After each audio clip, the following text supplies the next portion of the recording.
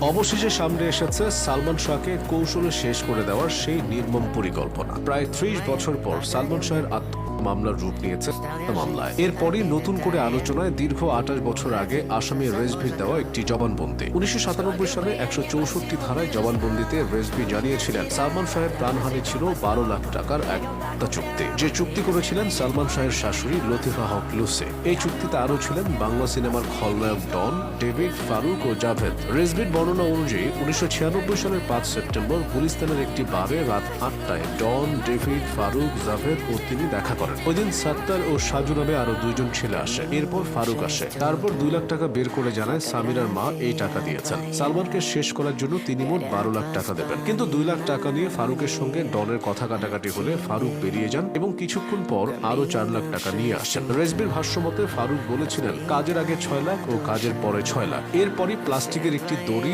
Syringe ইত্যাদি গুছিয়ে নেওয়া হয়। এই প্রাণহানির লোমহর্ষক বর্ণনা দিয়ে রেজভি আরো বলেছিলেন রাত ২:৩০টায় সালমানের বাড়িতে যান ডন, ডেভিড, ফারুক ও আজিজ ভাই। রেজভির দাবি সে রাতে ঘুমন্ত সালমানের উপর ঝাঁপিয়ে পড়েন তারা। নারকীয় এই কাজে উপস্থিত ছিলেন সামিরা, সামিরার মা লুসি এবং আত্মীয়া রবি। ঘুমন্ত সালমানকে ক্লোরোফর্ম দিয়ে বেহুশ করেন সামিরা। কিছুক্ষণ পর সালমানের জ্ঞান ফিরলে সবার শুরু হয় ধস্তাধস্তি। এ সময় তার শরীরে ইনজেকশন পুশ করতে বলেন আজিজ। সালমানকে শেষ করার পর সিলিং ফ্যানে ঝুলিয়ে দেওয়া হয় তার দেহ। রেজভির